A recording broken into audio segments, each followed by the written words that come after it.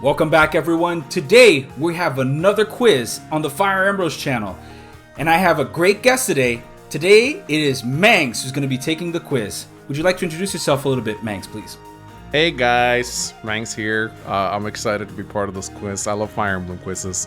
I watched the other ones you made, and I will proudly say during the Speed Wings quiz, I aced all of the answers.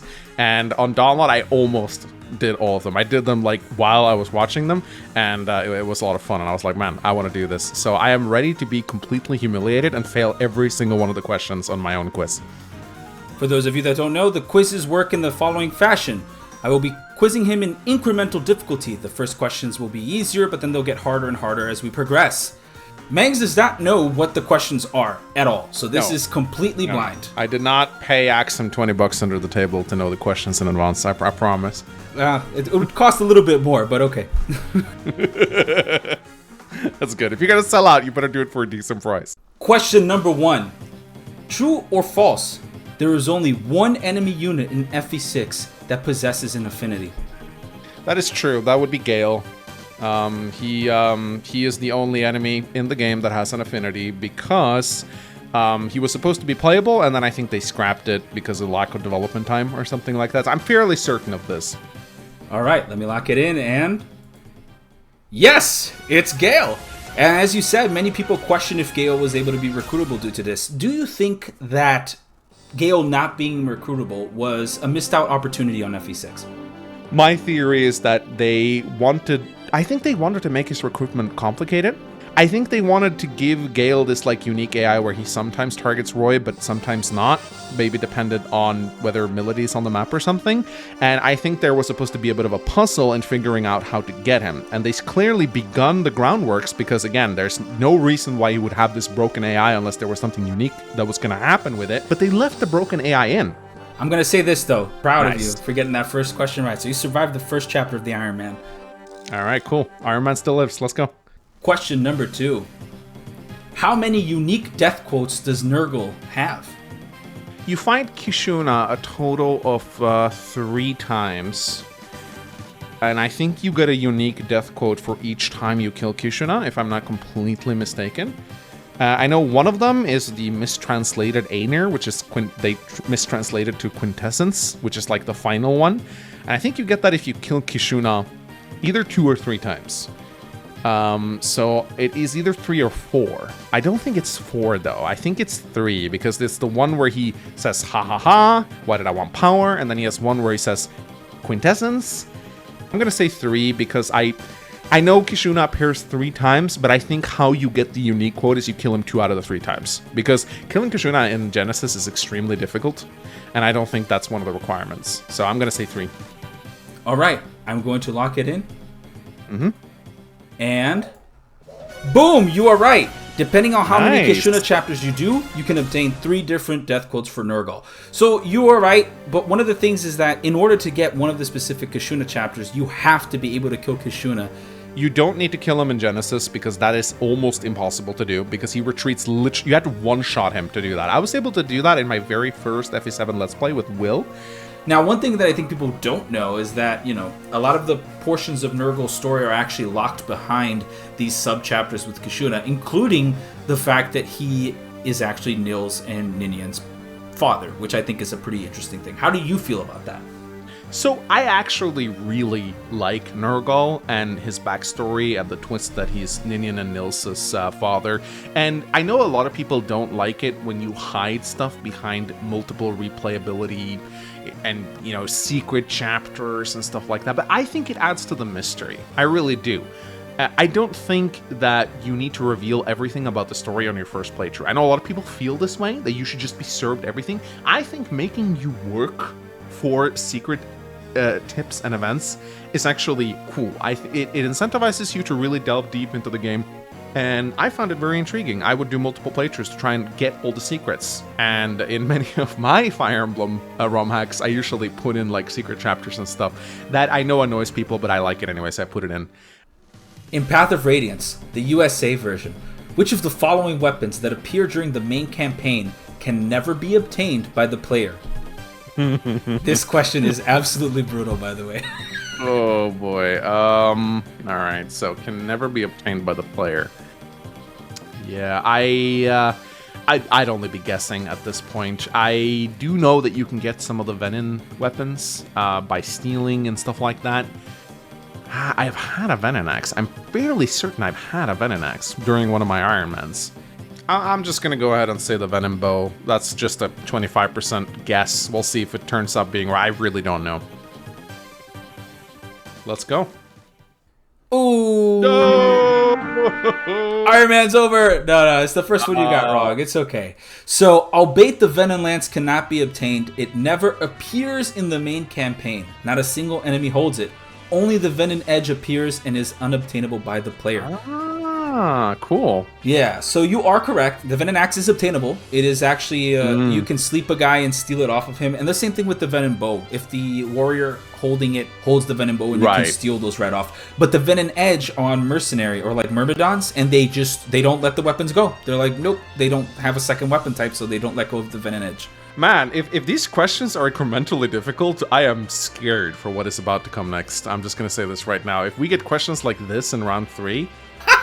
this is going to be tough. Okay, let's go on to the next question. Question number 4. How many substitute characters for the children exist in Fire Emblem 4? This one I should be able to do because I've literally done a substitute run. All I need to really do is I just need to count the amount of female characters in Fire Emblem 4 that don't have forced pairings. I don't know, I don't know this on the top of my head. I really do need to count this. So, yeah. So the substitute characters, obviously, I'm just gonna have to go through every single female character in FE4, and I do know every single female character in FE4. We get Ethlyn. She has a forced pairing, so she does not count. In Chapter 2, we get Ira, so she has 2, so that's 2. And then we get Aiden. She is also not a forced pairing, so she has 2. Deidre joins, but she's a fixed one. Then in the next one, we got Roxas. She gets 2 substitute as well. Then we got Fury. She joins, or Amaris. She gets 2 as well. So we're up to 8. We got Sylvia. That's 2 more. So we're up to 10. In the next one, we got Bridget. So that's 12. I think it's 12, unless there's someone I'm not remembering right now. It's either 12 or 14 for sure. Pretty sure. Okay, I'm gonna say 12. It might be 14, but I'm gonna say 12. All right, are you ready? I'm ready. And it's 14. Who did I forget? Talchu. No! You forgot Talchu. I forgot Talchu. Oh my god, I'm not a Fire Emblem 4 fan. Even if you go full birth control, you still get a big roster. Oh yeah, for sure. It's massive. Forgot about the Freech girl. All right, well, everyone who plays FE4 should owes it to themselves to do a substitute run at some point. It makes the second generation so much more fun because the substitutes suck. How much less powerful they are compared to the Holy Blood kids. Like it's not that they're even like half as good. They're like 1/10 of their power level. It's insane. Like you get no holy blood, you get no holy weapons. They don't have crazy crack skills. Half of them don't even have the goddamn pursuit skill. Playing the second generation with these kids is like the true hard mode of the game. It is so difficult. How do you feel that impacted like Fire Emblem for the future?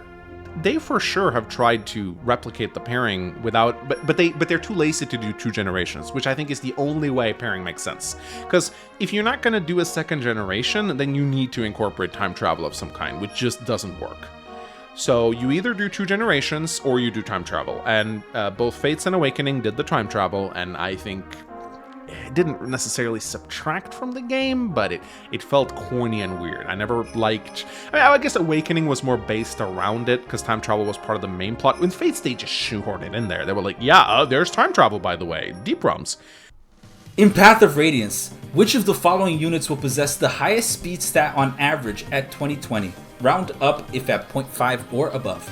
Fairly certain this is Ulki, because Dawnlot never shuts up about how fast Ulki gets. Besides, Ulki has cracked growths because he's a Lagoose. Runoff is pretty fast too, but I think Ulki is faster, at least at 2020. Ulki's got like a 60 or 70% speed growth. He's actually pretty wild.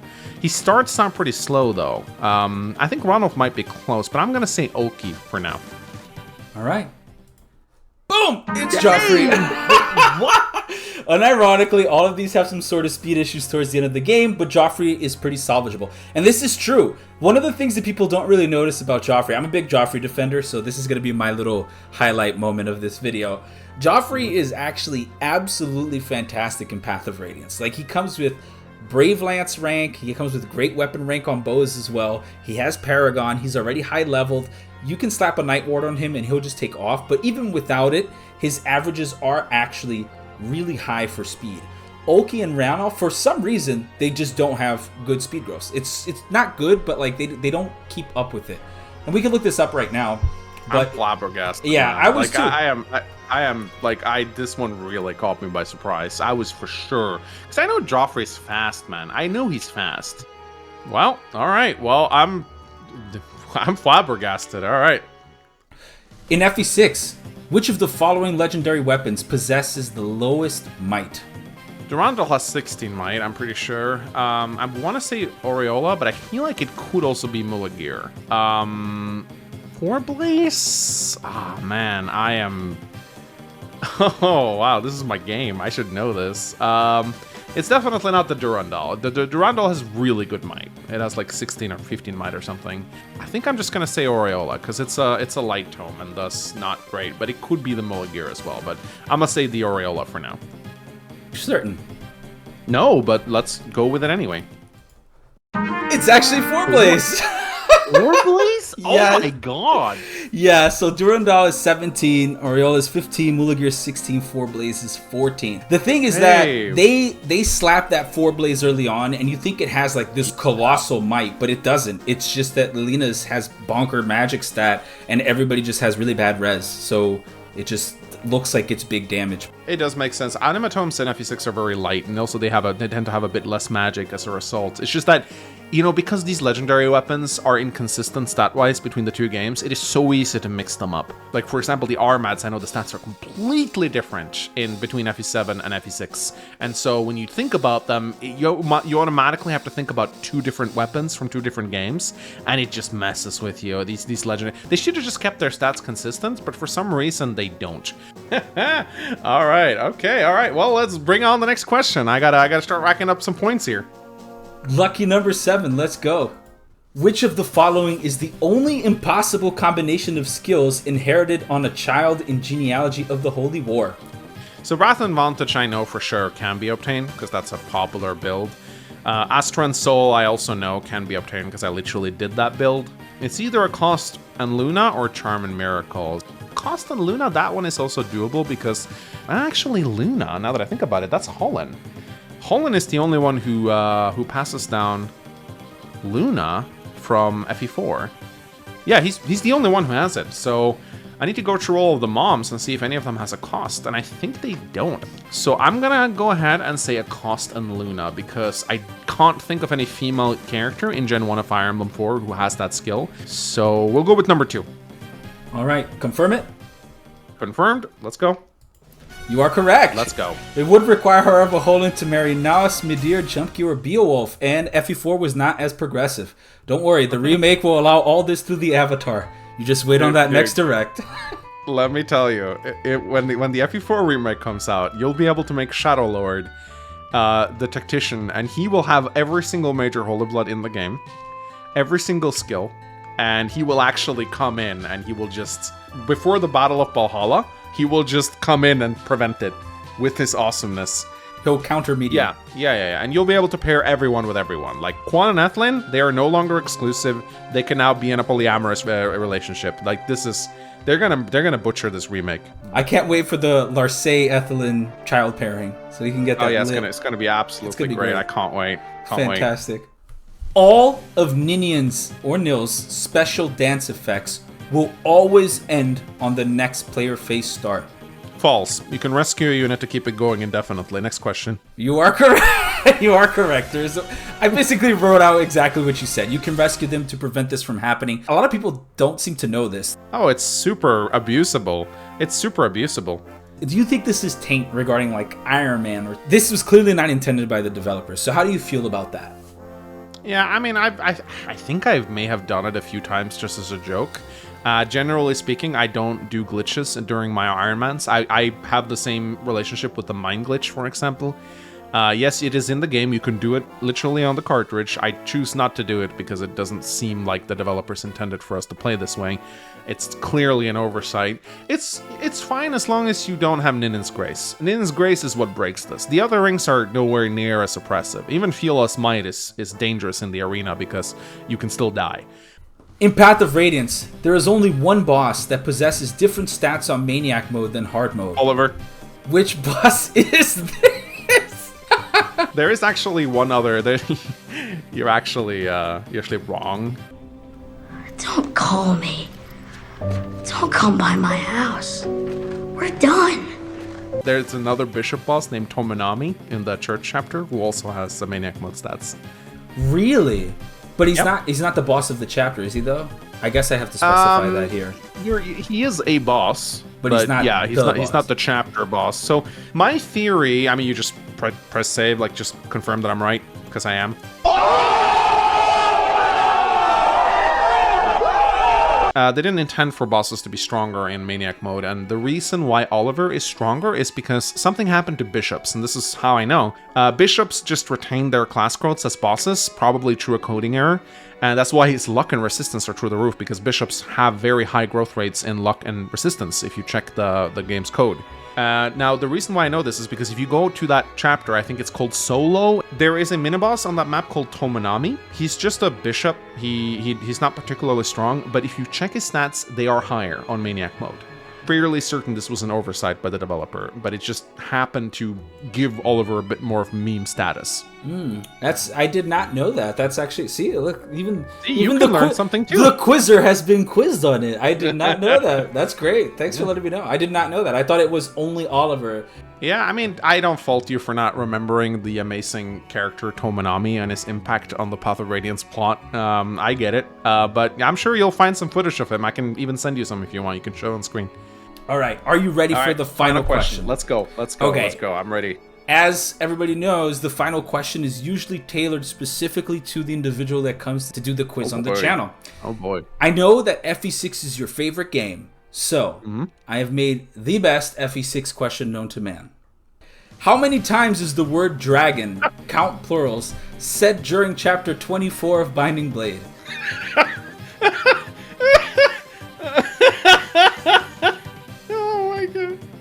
Well, Jan does say dragon a lot, and you talk to him like 6 times. Over 90 times, though, over the course of 7 conversations? That seems like a stretch. He does say dragon a lot. Like, it's like, oh, they found the dragons, and then they killed the dragons, and then the dragons said no, and then they fought the dragons, and then they killed the dragons, and... You know, just... I feel like I'm just gonna say over 90, because he does say it a lot, and if I'm right, it's gonna be hilarious. You are correct!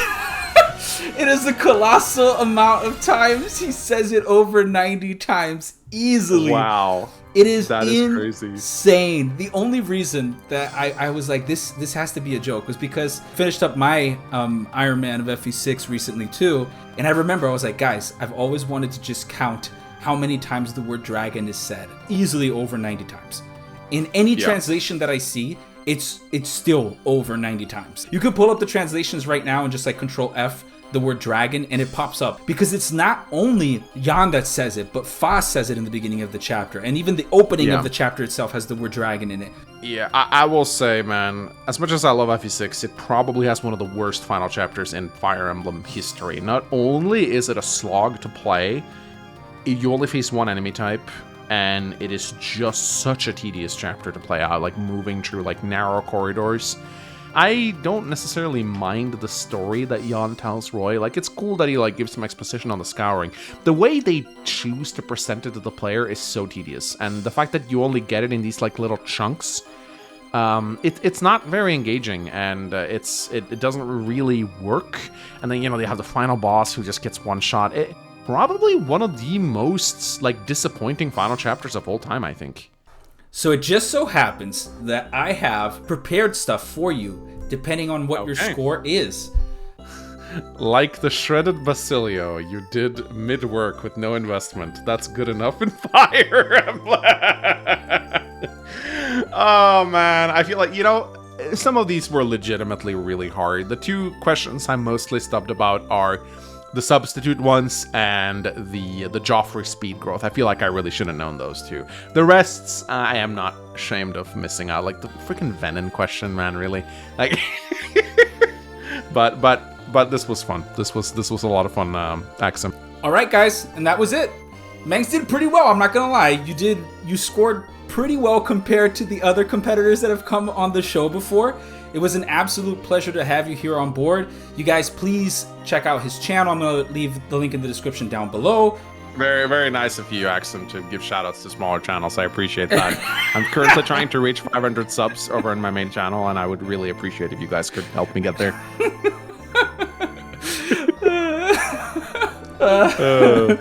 But yeah, thanks for having me on, Axum. It was a blast. And I want to thank every single one of you for watching this video. Let me know down in the comments below. Was the quiz too hard? Was the quiz too easy? How did you feel about the quiz in general? Did you get a better score than Mangs did? Don't forget to like and subscribe. Please share this video. There will also be the option for you to try the quiz by yourself there. Let me know who you would like to see next on the show. Thank you very much, and have a great day.